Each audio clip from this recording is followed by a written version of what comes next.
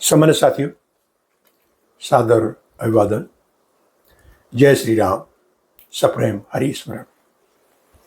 आज के श्री रामचरितमानस मीमांसा प्रेरक प्रसंगावली में एक ऐसे अद्भुत प्रसंग का हम विवरण देंगे जिसके तहत परम पूज्य नित्य लीला लीन भाई जी श्री हनुमान प्रसाद जी पोद्दार ने इसकी प्रेरणा से मात्र 50 पैसे में घर घर पहुंचाया था रामचरितमानस। सामान्य साथियों, आप सभी जानते हैं गीता प्रेस की अपनी एक अनुपम और अद्वितीय अध्यात्म जगत में भूमिका है। विश्व स्तर पर सनातन धर्म की धर्म ध्वजा फहराने का काम भी गीता प्रेस बहुत ही बखूबी से निभा रहा है। आपने सुना होगा कि अभी जो अंतर्राष्ट्रीय गांधी शांति पुरस्कार का 1 करोड़ की राशि गीता प्रेस को मिली थी, उन्होंने ससम्मान इसको वापस कर दिया था। ये कह के कि हम लोग धन के लिए नहीं, सुमन के लिए यानी अच्छे मन बनाने के लिए काम करते हैं। गीता प्रेस का प्राण ये रहा है कि न किसी का चंदा न दान अनुदान कभी नहीं लिया। इन परिस्थितियों में कैसे ये 50 पैसे में घर घर पहुंचा श्री रामचरितमानस, ये जो प्रसंग है बहुत अनुपम है, अनूठा है, रहस्यमयी है और खोजी है। मेरी आपसे प्रार्थना है कि पूरे प्रसंग में सहभागिता करने का कष्ट करें। गीता प्रेस का जो आत्मा कहें, इसे प्राण कहें, वो कल्याण है। उसके प्रोधा प्रमुख पूज्यपाद की प्रासादिक प्रेरणा और गीता प्रेस की अनुग्रह, गीता वाटिका की कृपा से ये खोजी अन्वेषणात्मक अभिनव प्रसंग आपकी सेवा में प्रस्तुत करने जा रहे हैं। सामान्य साथियों, वर्ष 1930 में प्रयागराज में कुंभ लगा था और प्रति कुंभ में गीता प्रेस का अपना एक शिविर लगता है। वहाँ आध्यात्मिक प्रवचन इत्यादि होते हैं। तो उस साल महामना पंडित मदन मोहन मालवीय जी और भी साधु संत के अलावा पूर्वदत्त ब्रह्मचारी संत महंत आते जाते थे। एक दिन जो है पूज्य सेठ जी जय दयाल जी का, जिन्हें आजकल आधुनिक व्यास के रूप में भी हम अलंकृत करते हैं, उनका गीता पर बड़ा मनोहारी और सुंदर प्रवचन हुआ। प्रवचन के अंत में पंडित मदन मोहन मालवीय जी ने गीता प्रेस की भूमिका को रेखांकित करते हुए कहा कि सनातन धर्म के उन्नयन में इसकी बहुत बड़ी भूमिका है और इसके अभिनंदनीय प्रयासों को हम जनमन से सभी समादरित करते हैं। लेकिन उसी श्रृंखला में उन्होंने एक प्रस्ताव रखा कि जैसे गीता प्रेस ने घर घर सस्ते दामों में छोटे साइज में गीता पहुंचा दिया है, उसी तरह रामचरितमानस, क्योंकि वो भी भारतीय साहित्य का एक अंग होने के साथ साथ सनातनी संस्कृति का अमूल्य रत्न है, उसको भी घर घर पहुंचाने की व्यवस्था की जाए।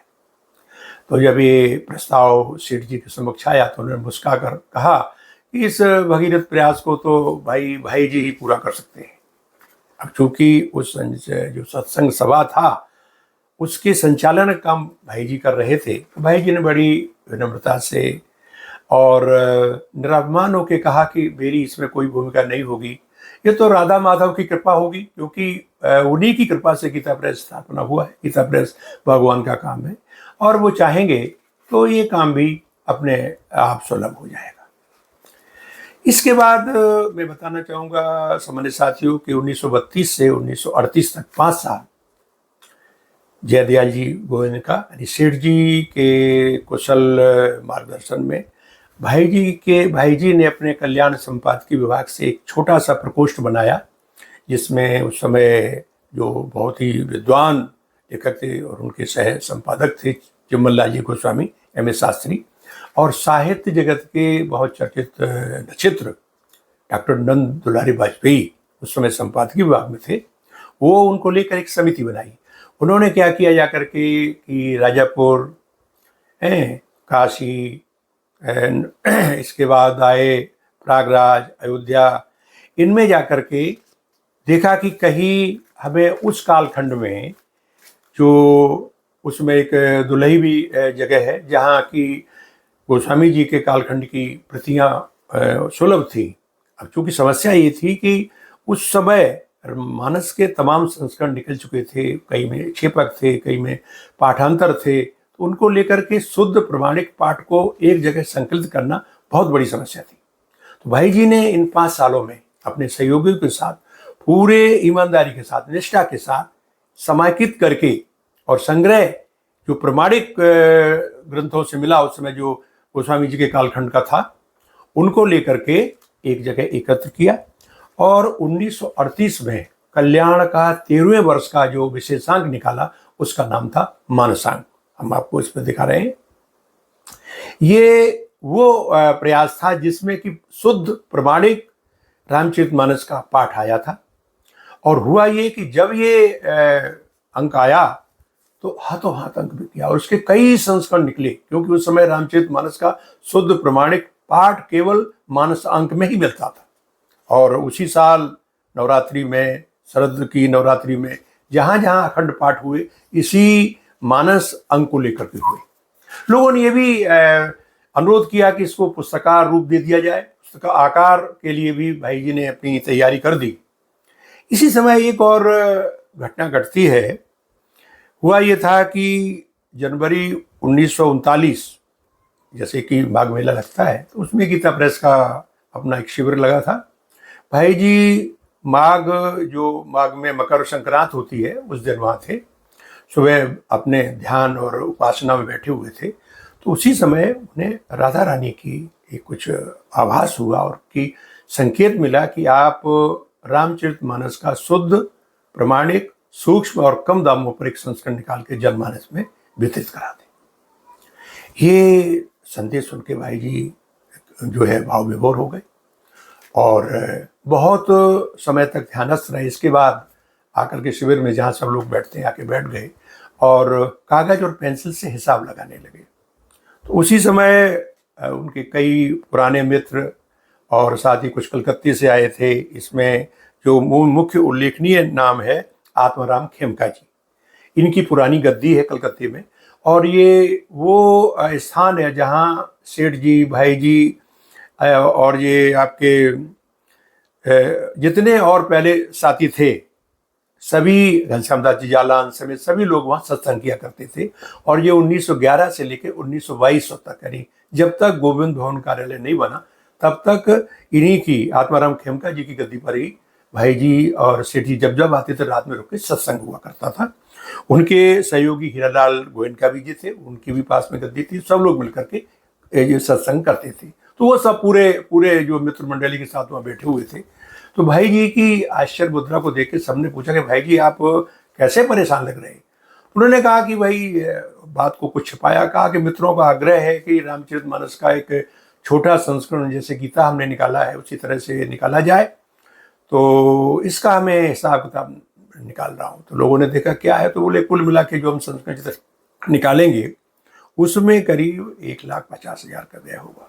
अब चूंकि गीता प्रेस इन दिनों तमाम धार्मिक ग्रंथों के प्रकाशन में बहुत ही बोझिल है, तो ये व्यवहार उठाने के लिए गीता प्रेस कहाँ तक सक्षम है, इस समस्या पर सोच रहे हैं। सभी मित्रों ने मुस्कुरा के कहा कि भाई जी ये तो भगवान का काम है, भक्तों का काम है, आप क्यों परेशान हो रहे हैं, हम सभी मिलकर सहयोग देंगे। भाई जी ने बड़े गंभीर होकर कहा कि अब जानते हैं सेठ जी का जो मुख्य उद्देश्य है कि गीता प्रेस ने आज तक कभी चंदा, अनुदान, दान कभी स्वीकार नहीं किया, इसलिए हम इस तरह की बात पे कभी विचार नहीं कर सकते। हमारे अपने संसाधन हैं, उनसे हम देखेंगे।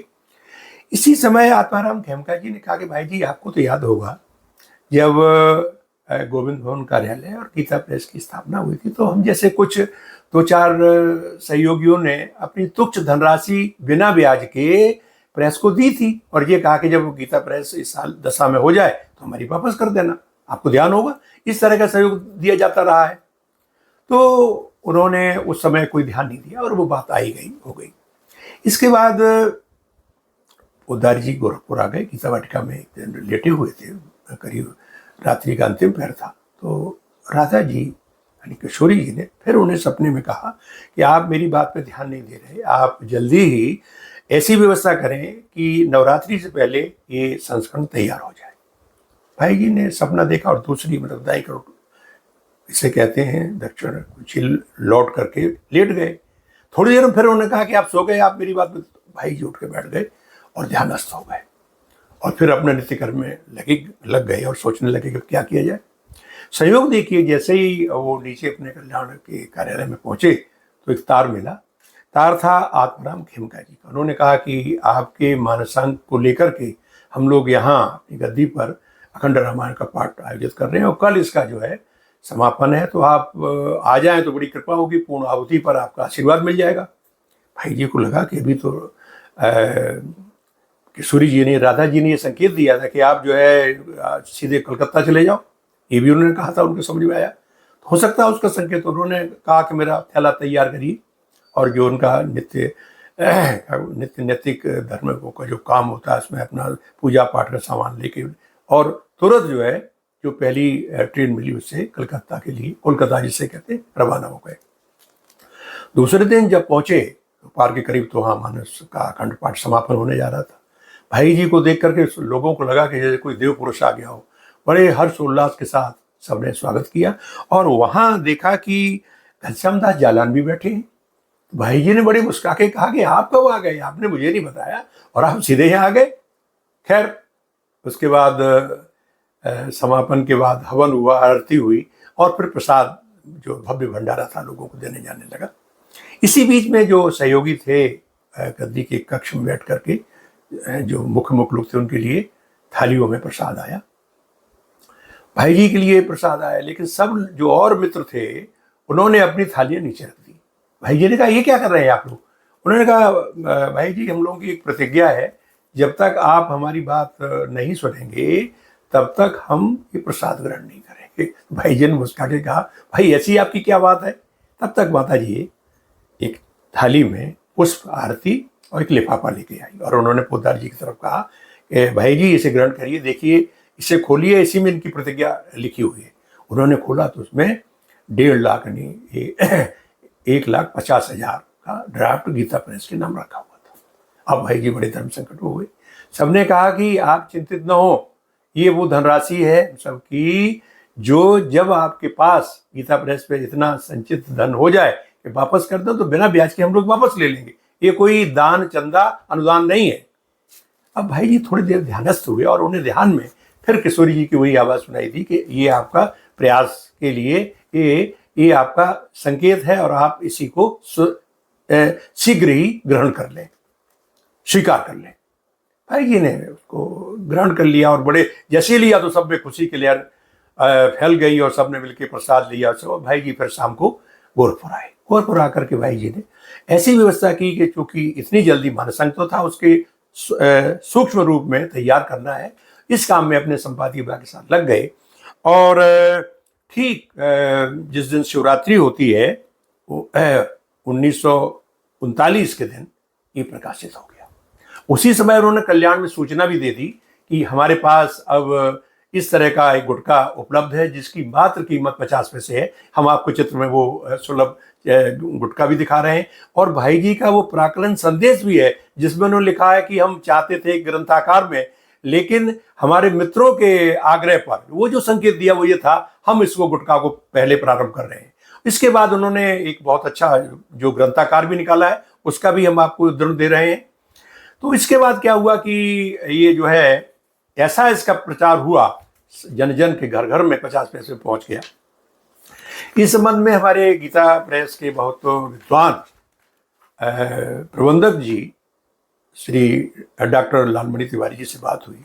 उनका ये कहना है कि अब तक जो है करीब 3.5 करोड़ से ज़्यादा ये रामचरितमानस छप चुका है। तो ये अपने आप में स्वीकार्यता है कि किस उसमें चल रहा है।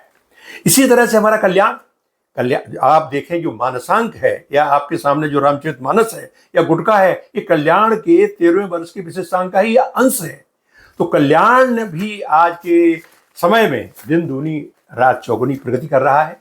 इसके सुनाम धन्य बहुत ही विद्वान सुनाम धन्य डॉक्टर प्रेम प्रकाश लक्कड़ जी बहुत ही मैं कहूँ कि सूझबूझ से इसका संपादन कर रहे हैं। और उनके संपादन कार्य में खेमका जी ने तो खैर और पोद्दार जी ने तो अपना अद्वितीय किया था, लेकिन इनके कार्यकाल में भी जो पाठकों की प्रतिक्रियाएं आई उनमें 3 अंश यानी पढ़ो समझो करो, कृपानुभूति और इनका जो संपादकीय है उसको लोग मंत्रयुक्त मानते हैं।